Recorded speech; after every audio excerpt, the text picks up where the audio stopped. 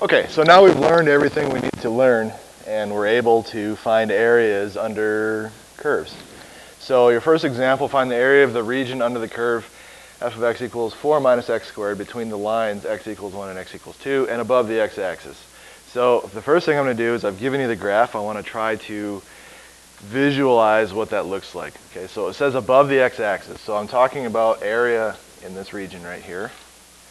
And then it says between the lines x equals 1, here's 1 right here, and 2 is right here. So if I draw a little line up, and then I draw a line up, but I'm actually just forming this region right here.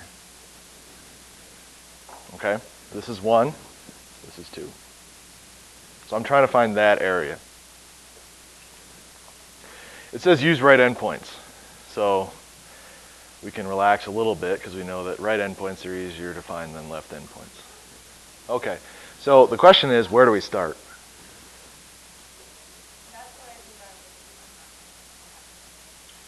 Start by drawing a rectangle? Holy cow, that's like 6 different ways to start. Okay, so stop. I'm going to call this A and this B over here. From A to B, okay? We're going to be saying from A to B a lot for the next few weeks. So we need to just kind of get used to that. So I'm finding the area from A to B underneath the curve and above the x-axis. All right? Now, what I'm going to do a lot when I'm giving you graphs like this is put in a rectangle. So I think somebody said that. So I'm going to draw a sketch, and then I'm going to put a rectangle in there. This won't really come into play until later on this year. Actually, towards the end of the year, we'll be putting in what we call a representative rectangle. So I'm drawing in a rectangle here that's going to represent all of the rectangles that I am actually going to form. Because I'm using right endpoints, I'm going to make the right side of my rectangle come up and touch the function. So I draw right side, rectangle comes up, touches the function, over and back down. Okay? Now the idea here, the concept behind what we're doing is, I have one rectangle, but I'm going to have many rectangles. This rectangle right here just represents one of my many rectangles that I'm creating, okay? This is my ith rectangle, yeah. Now as I move, or as I have this rectangle sitting here, then to find the area of the rectangle, I have to know the height of the rectangle, and I have to know the width of the rectangle. So the first thing I need to do is determine the width of my rectangle. To do that, the notation we use is delta x. We're calling this width right here delta x. Delta x equals, what's my formula for delta x? B minus A over the number of rectangles that I'm going to create. So if I wanted 5 rectangles, I'd divide by 5. That gives me the width, okay? That's my first step. The reason it's B minus A is because if I take this point right here, this x-coordinate minus this x-coordinate, it gives me this length right here. And if I divide that length by the number of rectangles that I want, then I'll have the width of each rectangle. So in this case, B is 2 and A is 1. So 2 minus 1 divided by n is going to be the width of my rectangle. So that reduces down to 1 over n for delta x. Now that we have delta x, what's the next thing we need to do? Like in words, don't give me a formula or something, just tell me what's the next thing we're supposed to do.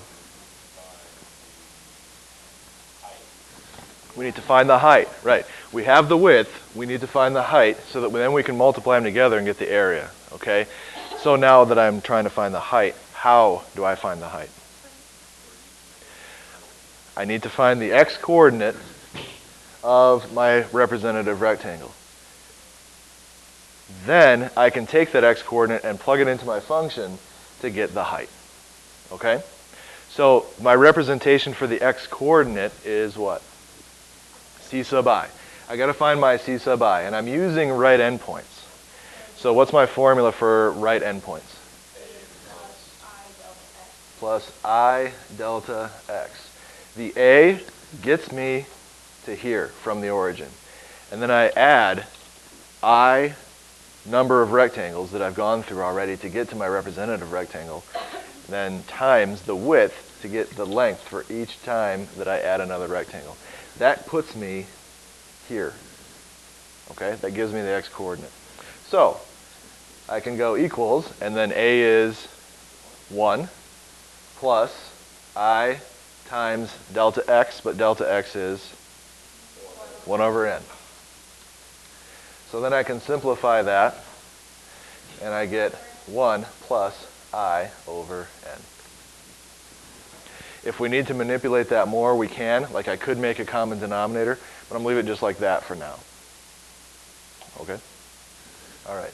So now I have my x-coordinate. What do I need to do now?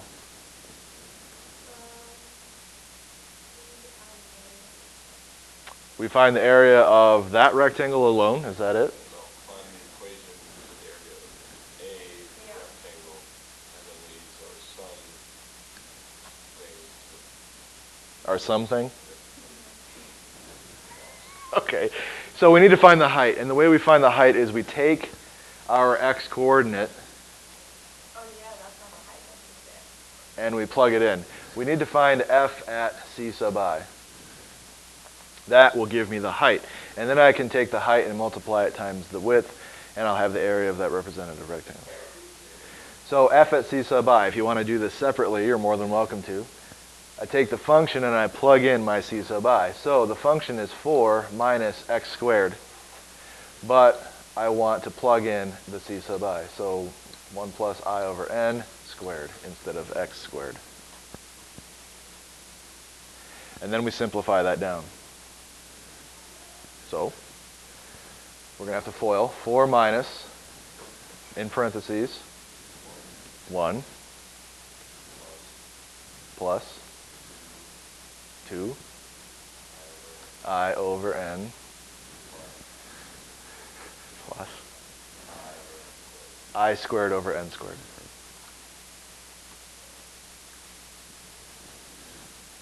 Okay? So combine like terms. Actually, I'm going to have to distribute this negative sign in. So I get equals 3 minus 2I over n minus I squared over n squared. Okay? That is f at c sub I. And we need to remember that that is actually, in physical terms, the height. Okay? For my representative rectangle. This guy right here. Every single rectangle that I generate here is going to have this as its height and this as its width. Okay?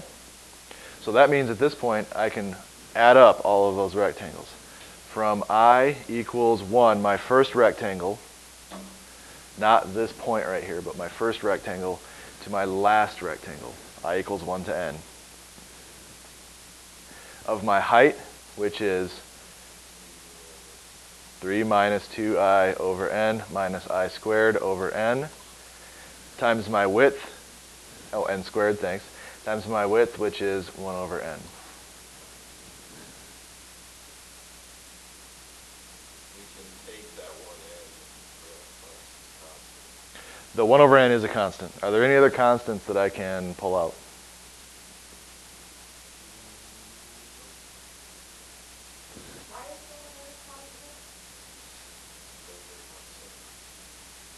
N's a constant. The number of rectangles that I want is a constant. Oh, okay. Okay?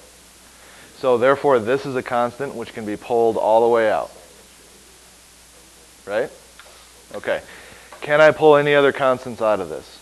Do I have any other common factors in all of these terms? No. So the only thing I can do right now is pull out that 1 over n. Sometimes you can pull out more, but in this case, just that. So then we can split each one of these up. And if I don't do too much at once, if you guys get lost, let me know. But what I'm going to do as I split these up is pull other constants out. Okay? So this is going to be times, my first term here is going to be the sum from I equals 1 to n of 3. Then minus the sum from I equals 1 to n of, it is 2I over n, but I can pull a 2 over n out. Okay? 2 over n out front, and I'm left with I. Do the same thing for the last one, so it's going to be minus 1 over n squared, sum I equals 1 to n of I squared.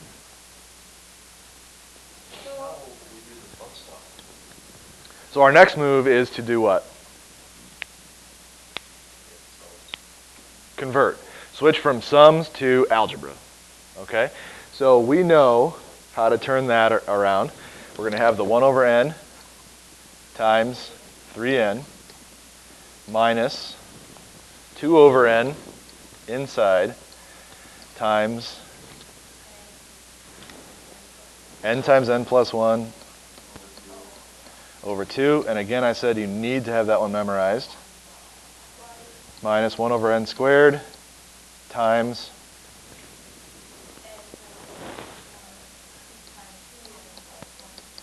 okay, 2n plus 1 over 6. And this one you should have memorized as well.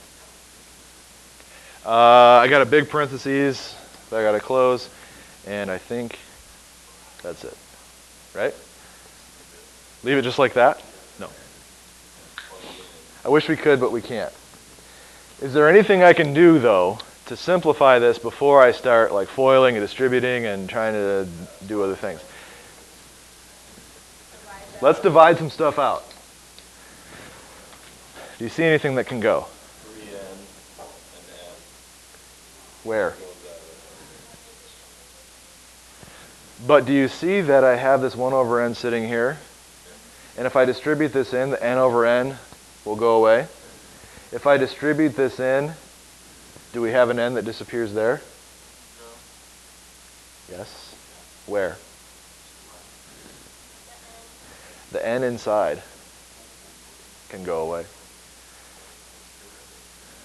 What about over here? Same thing.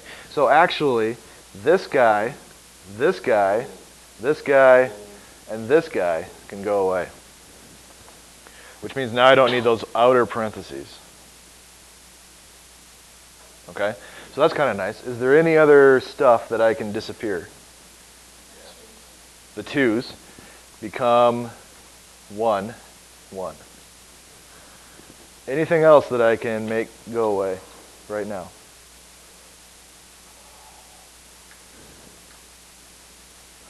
No? Okay.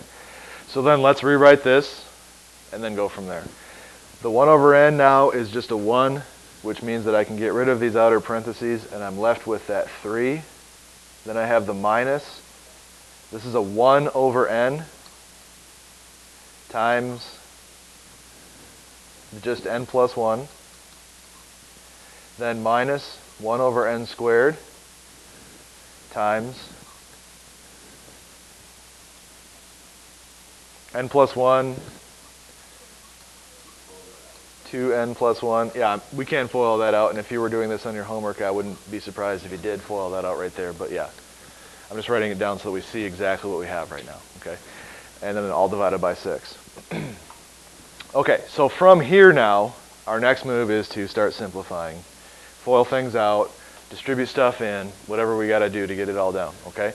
And let me give myself a little bit more room here. If it'll let me. All right.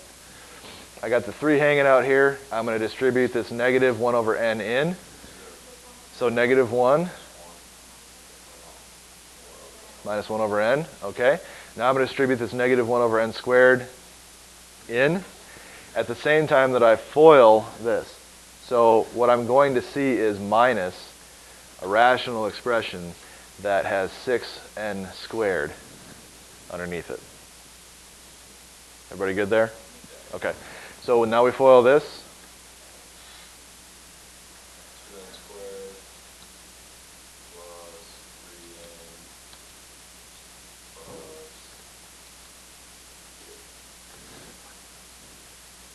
plus Still 1 over the 6n squared. Okay. Now I got to combine like terms. Here, I know that I'm going to split this up and reduce as I go. Okay? And then I'll probably have more like terms to combine. So I have 3 minus 1, which is 2, minus 1 over n, then minus and this is where it gets tricky. This minus applies to the whole thing. So this is like I got to distribute that negative sign in. Okay? So this is minus 2n squared over 6n squared, which reduces down to 1/3. Plus or minus? Minus 1/2.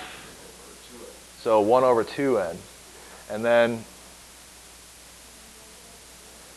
minus 1 over 6n squared. More like terms to combine here. 2 minus 1/3 becomes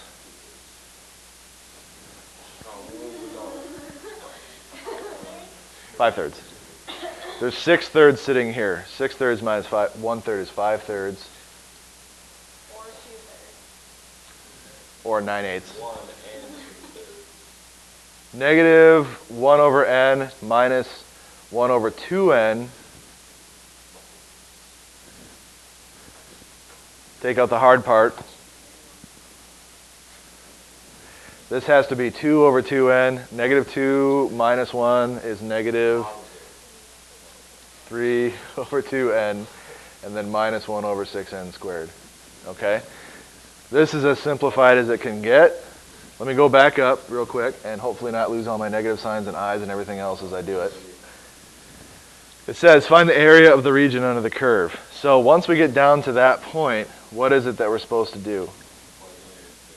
So Well, wait. You just found the sum, right? That's the sum. this is the sum. So now the limit as n approaches infinity, which means the limit as we create an infinite number of infinitely skinny rectangles. What that does is it removes all the error or all the missing area that we might have.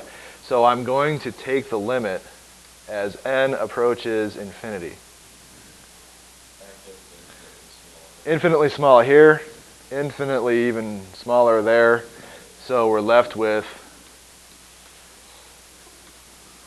the area under that curve is 5/3. I think part of that's 5/3 square units, yeah, if you had units. I think the more I teach, the more For sure. Yeah, the more examples we see in class, the better. Totally agree. So find the area of the region under the curve, and then the function this time is f of x equals x to the third. Between the lines x equals 0 and x equals 2, it's important to realize that those are vertical lines and above the x-axis. So in general, we're looking above the x-axis.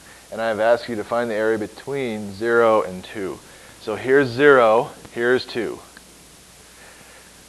In other words, this would be letter A, and this is letter B. Okay? We know that the graph touches the origin. So I'm not going to draw a line in there, even though it asked me to. I am going to draw this line in here so that I can see that the region that I'm trying to create is that guy. What do I do next? And then that.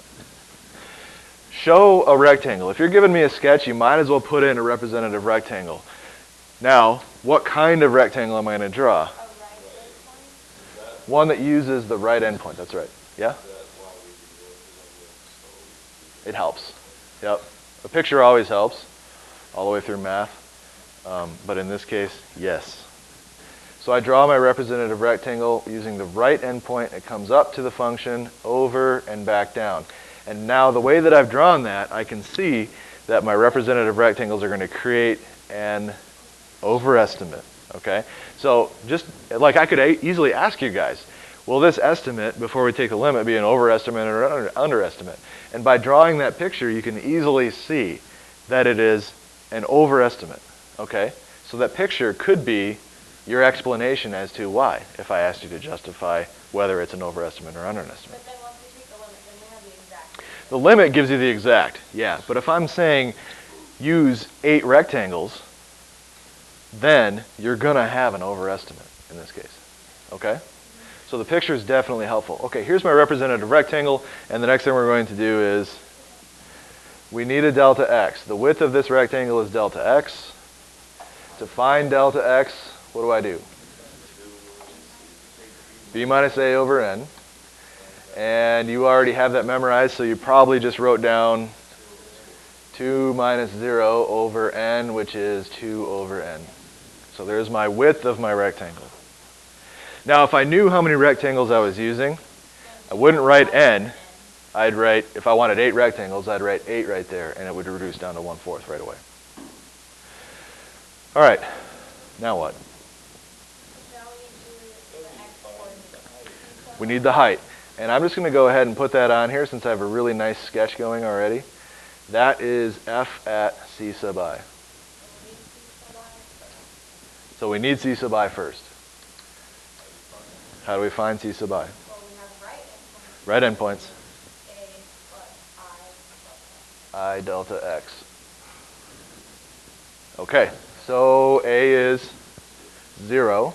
And I'm going to show that even though I know that it's going to disappear. Plus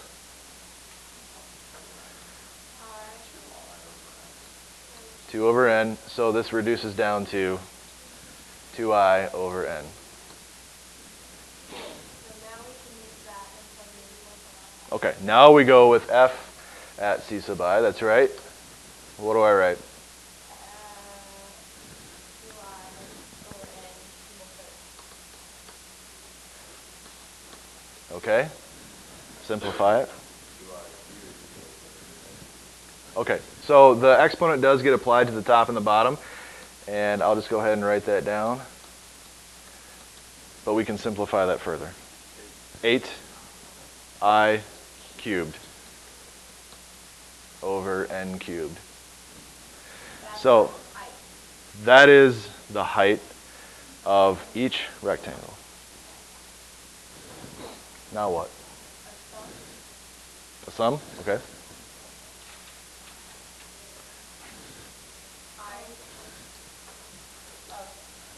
Our first rectangle to our last rectangle. And then Try to find some of the area, so take f of c sub I equals Okay.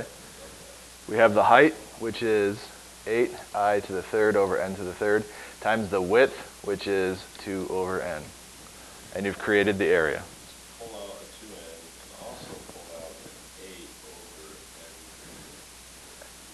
So how about I simplify this first? I'm going to simplify, and we get 16i to the third over n to the fourth. It's still a sum from I equals 1 to n. Pull out 16 over n to the fourth. And now I have the sum, I equals 1 to n of I cubed. Is it supposed to be I cubed? Last time I screwed up and it was supposed to just be I squared. yeah, it is. Because we wrote cube. Because we cubed, yes. Okay, good. Now that becomes 16 over n to the fourth times the sum of. We convert now. Oh yeah. So that went on x squared times n plus 1 squared over 4. Okay? So now we're 16. Simplify. What did I say? I thought it. What would that be? Simplification is fine. Is it a word? Yeah. Okay. So is there stuff I can get rid of? How about that? Yeah, the 16 and the 4. The 16 and the 4 reduces. This is now a 1. This is now a 4. You got n squared and n to the 4. N squared totally goes away. And then n to the 4. This becomes squared. Now we can. Okay, what can we do? Foil. So notice that I have 4 over n squared sitting here.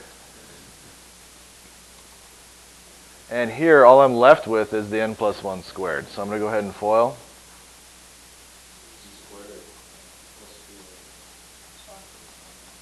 Okay, now what? Distribute, so it becomes 4. N squared over n squared, so just 4. Plus 8 over n plus 4 over n squared. Now again, if I had just asked for representative rectangles and only 4 or only 8 or only 32, then this would not be an n, this would be a number. However, this is an n, so we are looking for the exact area here, which means that we need to take the limit as n approaches infinity. And when that happens, this goes away, and I get 4. So the area under that curve is 4 square units, whatever they happen to be. Sure, we could sit there and count the squares, and we'd probably, maybe, get exactly 4. The last thing we learn about in this section is the midpoint rule. I kind of hinted at it at the beginning when we were drawing left endpoints and right endpoints. I think somebody actually mentioned maybe there's another way, trapezoid, which there is, and we'll get to trapezoid at the end of the chapter. For right now, though, midpoint rule is a very valuable one to have. So just go ahead and read that paragraph right there. Regarding left and right sums, I say one is an overestimate and the other is an underestimate. That's only true if we're dealing with concavity that doesn't switch. So like if we have a graph that does that, then one is an underestimate and the other is an overestimate. But if the graph turns around, then that's not true.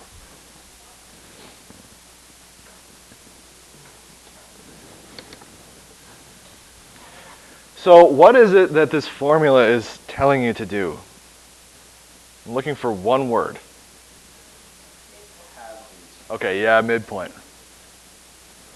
More specifically than halvesies. What is this right here saying to do? Average. Average what? Average the left endpoint and the right endpoint to give yourself the midpoint of the rectangle. Let me give you a little example. I have some random curve sitting here. Okay, I'm going to draw a representative rectangle on there. It's going to start here and end here. But I want to use the midpoint. So if I call this x, then this would be x. If I call this x sub I, sorry, if I call this one x sub I, let me get my bearings here, then this would be x sub I minus 1. Okay? It's kind of like saying x1 and x2. So this is my right endpoint, this is my left endpoint. That's what this is saying right here. Add those two numbers together and divide by 2. That's finding the average. If I find the average of these two numbers sitting right here, it puts me right in the middle. And now the middle is what's going to go up and touch the function. And then it will go horizontal here and then form the actual rectangle. Okay? So that's how we're generating the height of our rectangle. We're still going to have a delta x, but the height is generated by finding the average of the two endpoints of the rectangle and then plugging that number into the function, and that will then give you your height, your f at c sub I. Okay? So here's your one and only example that you're going to get for the midpoint rule, and also the one and only example I'm going to give you using trig functions. So we're getting both in one shot. Use the midpoint rule, and now I'm saying with n equals 4. So what does that mean? 4 rectangles. To approximate the area of the region bounded by the graph of f of x equals sine x and the x-axis from 0 to pi. So here's 0, here's pi. So we're finding this whole area right here. Okay? We want 4 rectangles.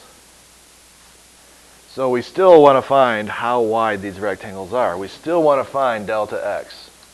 And we're still using A to B. So this time, though, it's not going to be n. That's right. So from A to B, we have pi minus 0 divided by n, but n is 4. So the width of each rectangle is going to be pi over 4. So on my sketch, I can mark that. I have pi over 4, pi over 2, 3 pi over 4, and then, of course, over here. So now you can see these rectangles. Okay, here's one, here's another, and then here's my 4th rectangle. But I'm using midpoints. So I need to figure out what the midpoint of each one of those rectangles is. And then that is what's going to go up to my function to form each rectangle. Okay? So to find each midpoint, I need to go left endpoint plus right endpoint divided by 2 for each one. Right? So left endpoint on this one is 0, plus right endpoint on this one is pi over 4. Pi over 4 divided by 2 is pi over 8. So here's pi over 8 right here. That goes up, touches my function, and forms my rectangle. For here I have pi over 4 plus pi over 2, which gives me, I have a quarter and a half 50-cent piece. I add them together and I get,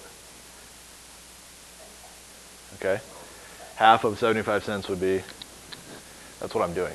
So I have pi over 4 plus pi over 2, which is 3 pi over 4. It gives me 3/8. So that's 3/8 right there.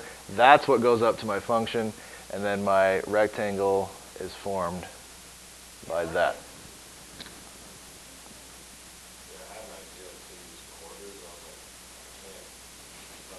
Yeah. So now we have pi over 2 plus 3 pi over 4. 2 quarters plus 3/4 is $1.25. So we're looking at 5/4 pi, which becomes 5/8 pi. 5/8 pi is right here. Up, over, back down. Okay? I use money because that's easier to think about sometimes. Last one, 75 cents plus $1. You got $1.75. So that is 7/4, 7/4, right? Average the two, 7/8. So here we are, up, over, and down. So those would be my representative rectangles. These are forming my heights. Those are what's going up to my function. Okay, so now what I need to do is add up all of these areas. And with this, we are not going to come up with a summation that magically gives me all of those heights. We are actually going to evaluate it with 4 rectangles using our function sine x. We know what each of these x coordinates is, so we're going to find the y coordinate for the height. Then we'll add up all the heights and multiply by the width, like we did when we first started doing this. Okay? No, we don't want to use our calculator. So the width is pi over 4. The height of each rectangle added together will be sine of my first rectangle, so sine pi over 8. Plus sine 3 pi over 8 plus sine 5 pi over 8 plus sine 7 pi over 8. That's the equation that we need to generate our area. We don't know what pi over 8, 3 pi over 8, 5 pi over 8, 7 pi over 8 are. We're not going to beat our head against the wall trying to figure it out so we get an exact answer, because we don't even have an exact area here to begin with. So, no. What's inside a trig function stays inside a trig function. Unless I use an identity, I can never change it. Make sure your calculator's in radian mode and type this into your calculator and get an answer. 2.6.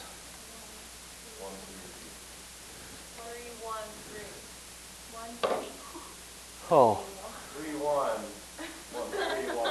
So 2.613 is what you got?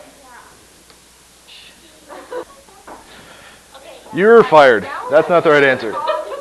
2.0523. So 2.052 is going to be my answer on that one.